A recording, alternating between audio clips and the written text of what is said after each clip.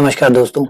आज की जो प्रमेय है 1.21 और 1.22 वो प्रमेय परिबद्धता के ऊपर है, क्योंकि जो लास्ट टॉपिक में हमने पढ़ा था परिबद्धता, ऊपरी परिबद्ध, निम्न परिबद्ध, परिबद्धता, उच्चक एवं निम्नक, ये जो कंसेप्ट है पांचों, इन्हीं कंसेप्ट से जुड़ी एक थ्योरम है 1.21, 1.22, 1.23, 1.24 और 1.25। 5 थ्योरम इसके ऊपर बनाई गई है।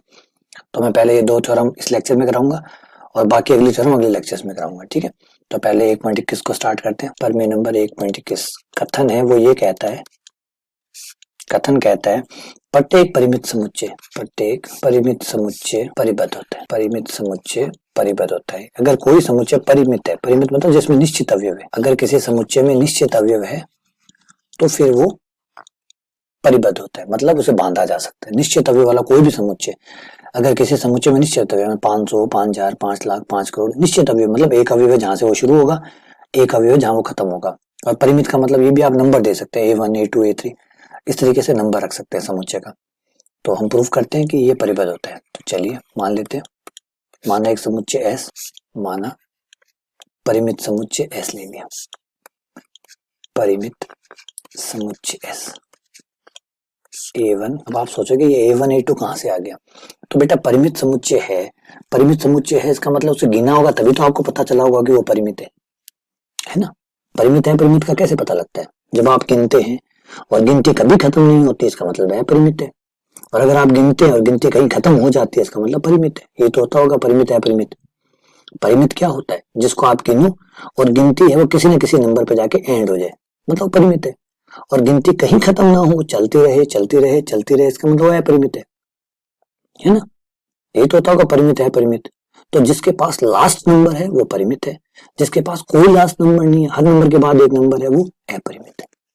तो इसीलिए मैंने इसको नंबर डाल दिए, क्योंकि नंबर डालूंगा इसका मतलब an पे खत्म कर दिया, इसका मतलब an हुआ जो नंबर है वो लास्ट नंबर है, उसके बाद में कोई और अवयव नहीं आता है, ठीक है। ये हो गया। अब जब आपके पास परिमित अवयव है तो एक विशेषता और भी होगी। एक विशेषता क्या होगी? जब आपको आपके सारे अवयव दिख रहे हैं, सारे अवयव आपको पता है, तो ऑब्वियसली बात है इनमें से आप मिनिमम भी बता सकते हैं कि मिनिमम क्या है, बता सकते हैं ना मिनिमम क्या है, इसमें से न्यूनतम क्या है, इन सारे अवयवों में से सबसे छोटा अवयव क्या है वो बता सकते हैं आप मुझे, नाम दे दिया H। और मैक्सिमम है वो भी आप मुझे बता सकते हैं कि मैक्सिमम कौन है। लेकिन बेटा याद रखिएगा ये सिर्फ फाइनाइट सेट है, इसलिए विशेषता है। अगर आपके पास निश्चित अवयव है, परिमित अवयव है, तो आप बता सकते हैं कि मिनिमम क्या होगा, मैक्सिमम क्या होगा। अनंत अवयव है तो आप कभी नहीं बता सकते।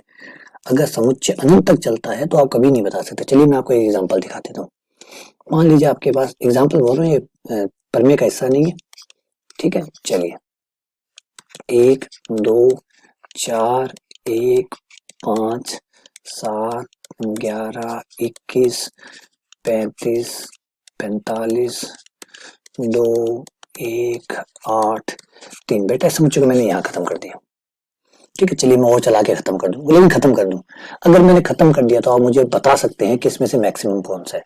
आप कंपेयर करेंगे, जैसे आपने एक को लिया, अब आप उस अवयव को हाथ से तब छोड़ देंगे जब उससे बड़ा कोई अवयव आ जाएगा, तो आप उसको छोड़ देंगे, अगले अवयव को हाथ पे पकड़ लेंगे। तो 1 से 2 पे आए, पता चला 2 1 से बड़ा है, तो आपने 1 को छोड़ दिया, 2 को हाथ में ले लिया। फिर 2 से कंपेयर किया, 4 बड़ा है, आपने 2 को छोड़ दिया, 4 को हाथ में ले लिया। 4 से 1 छोटा है, छोड़ने की जरूरत नहीं है। 5 आया तो आपने 4 को छोड़ दिया। 5 से बड़ा मिला 7 तो आपने 5 को छोड़ दिया। 7 से बड़ा 11 मिला, आपने 7 को छोड़ दिया। 11 से बड़ा 21 मिला, आपने 11 को छोड़ दिया। 21 से बड़ा 35 मिला, आपने 35 को पकड़ लिया हाथ में। 35 से बड़ा 45 मिला, आपने हाथ में पकड़ लिया। फिर 2 आया, छोटा है।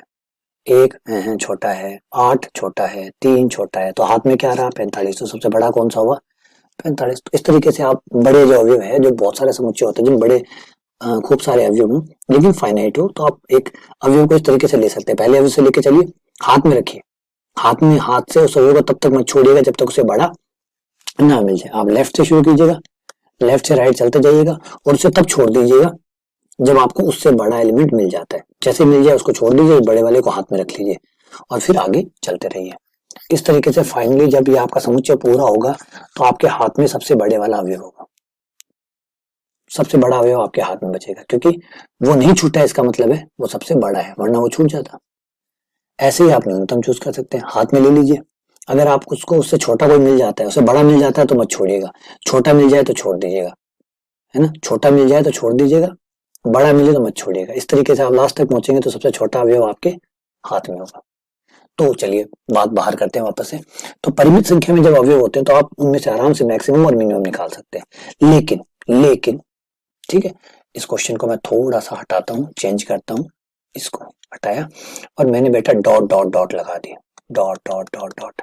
अब मैं पूछूं बताओ बेटा मैक्सिमम कितना है, तो आपके पास कोई जवाब नहीं होगा। क्यों? क्योंकि आपको नहीं पता कि ये डॉट डॉट डॉट में क्या क्या है, कौन कौन है, कौन कौन आगे आएंगे।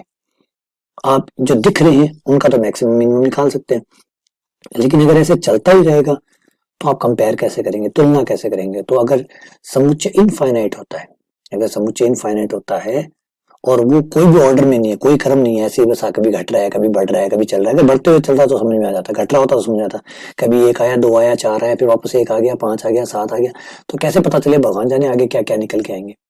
तो इसका मैक्सिमम और मिनिमम नहीं निकाला जा सकता, लेकिन फाइनाइट होता तो निकाला जा सकता था। इसीलिए मैंने फाइनाइट है इसलिए मैक्सिमम और मिनिमम दोनों निकाल लिए, नाम दे दिया एच और दंत के। इसका मतलब कंफर्म हो गया अब कि अगर न्यूनतम एच है और अधिकतम के है, इसका मतलब ये हुआ कि इस समुच्चय में कोई भी अवयव ले लीजिए, इस समुच्चय का हर अवयव एच से बड़ा या बराबर हो सकता है, क्योंकि मिनिमम एच है तो उससे बड़ा होगा, नहीं तो बराबर होगा, और मैक्सिमम के है तो उसका मतलब के से छोटा या बराबर होगा। जब आप खुद बोलते हैं आपके समुच्चय के बारे में कि हमारे यूनिवर्सिटी का टॉपर इतने नंबर बनाए, इसका मतलब है कि सब बच्चों ने उससे कम बनाए होंगे या उसके बराबर बनाए होंगे, लेकिन उससे ज्यादा किसी ने नहीं बनाए होंगे क्योंकि वो टॉपर है। तो अब ये कंफर्म हो गया कि आपका हर अवयव जो भी समुच्चय से आप लेंगे, सपोज कीजिए मैंने नाम दे दिया ए आई, तो आई कहां से कहां तक चलेगा, एक से लेकर एन तक चलेगा, है ना। कोई भी ए आई जो होगा वो ऑब्वियसली बात है एच से बड़ा या बराबर हो सकता है और के से छोटा या बराबर हो सकता है। मिनिमम मैक्सिमम कह रहे हो बेटा तो फिर उनकी लाज भी रखो। मिनिमम कहने का मतलब यही है कि अब इससे कोई छोटा नहीं हो सकता, मैक्सिमम कहने का मतलब यही हुआ कि इससे कोई बड़ा नहीं हो सकता। तो फाइनली क्या हुआ कि आपका समुच्चय एच और के बीच में रह गया, और बीच में रह गया इसका मतलब परिपथ है, अतः समुच्चय एस परिपथ है, अतः कोई भी परिमित समुच्चय परिपथ होगा, अतः समुच्चय परिबद्ध है। कोई भी समुच्चय जो परिमित होगा वो परिबद्ध भी होता है, परिबद्ध समुच्चय, परिमित समुच्चय परिबद्ध होता है। आ जाइए अगली परमे पे चलते हैं, परमे नंबर 1.22 कहती है कि परिबद्ध समुच्चय, अगर कोई समुच्चय परिबद्ध है, परिबद्ध समुच्चय का प्रत्येक उप समुच्चय, अगर समुच्चय परिबद्ध है तो उसका उप समुच्चय भी परिबद्ध होगा। अरे भाई ये तो होना ही होना है यार, समुच्चय तो उसका छोटा रूप है, तो जब बड़े वाला समुच्चय ही परिबद्ध है तो उसका उप समुच्चय भी परिबद्ध होगा, ये करवा रहे हैं। तो बस आपको थोड़ा सा लिखने की भाषा ढंग से रखनी है, बाकी सब आराम से हो जाएगा। तो प्रूफ देखिए, बहुत बहुत ही आसान प्रूफ रहेगा। माना समुच्चय ए या समुच्चय एस परिबद्ध है, एस परिबद्ध है, जिसका क्या मतलब हुआ, अर्थात एच और के दो अवयव ऐसे विद्यमान होंगे, परिबद्धता की जो परिभाषा है उसके अनुसार, परिबद्धता की परिभाषा अनुसार एस तथा के इस प्रकार मिल जाएंगे आपको,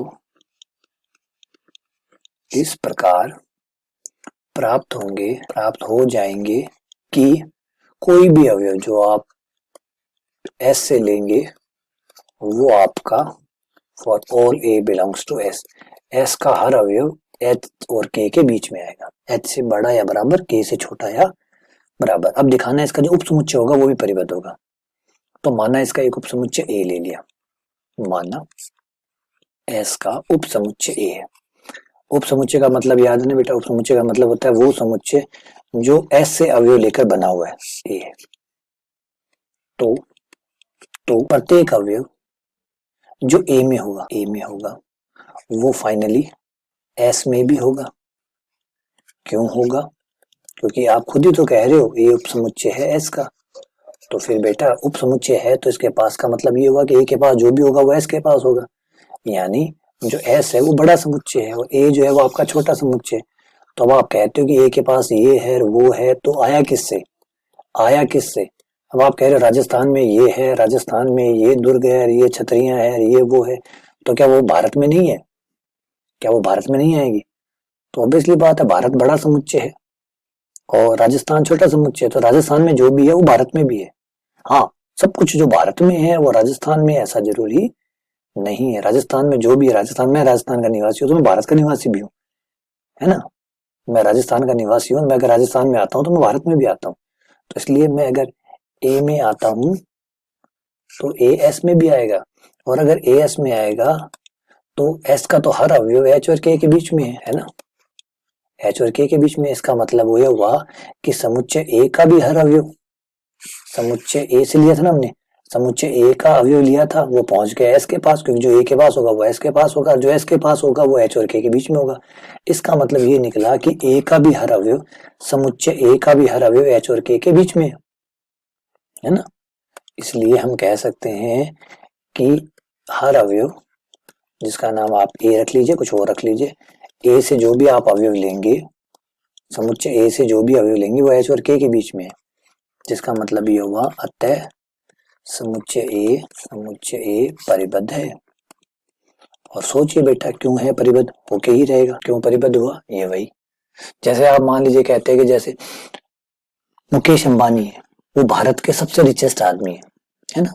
यानी भारत का कोई भी आदमी, बी फॉर भारत, भारत का कोई भी आदमी ए ले लिया, चाहे मुझे ले लीजिए चाहे किसी और को ले लीजिए, भारत के हर आदमी जो भी होगा वो भाई मुकेश अंबानी से कम कमाता होगा या उसके बराबर कमाता होगा।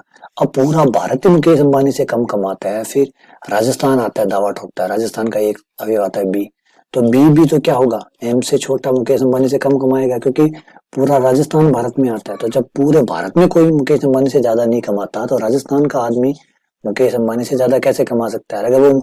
अगर ये बात गलत निकल जाए, सपोज कीजिए मुकेश अंबानी से ज्यादा कमाए कोई राजस्थान का आदमी, तो उसका मतलब राजस्थान भारत में आता ही नहीं है, क्योंकि आप तो कहते हैं भारत में कोई भी आदमी मुकेश अंबानी से ज्यादा नहीं कमाता। तो फिर राजस्थान का आदमी मुकेश अंबानी से ज्यादा कैसे कमा लेता है, तो राजस्थान तो भारत में आता है ना, तो राजस्थान तो भारत में आता है, तो भारत का तो कोई आदमी एम से ज्यादा कमा ही नहीं सकता मुकेश अंबानी से ज्यादा, फिर राजस्थान का आदमी कैसे कमा सकता है। तो इसलिए जरूरी है कि अगर राजस्थान भारत में है, जो कि आता है, तो इसलिए मुकेश अंबानी से ज्यादा जब कोई भारत में ही नहीं कमा रहा है तो फिर राजस्थान में भी कोई नहीं कमा सकता है। ये है परमे। उम्मीद करता हूँ आपको समझ में आ गई होगी। 1.21 और 1.22 छोटे छोटे परमे थी, ज्यादा मुश्किल नहीं थी, लेकिन मेन चीज थी समझ। उम्मीद करता हूँ आपको समझ में आ गया होगा। फिर भी अगर इनसे जुड़ा हुआ कोई शंका डाउट हो तो मुझे बताइएगा। ठीक है, चलिए बहुत बहुत धन्यवाद, शुक्रिया।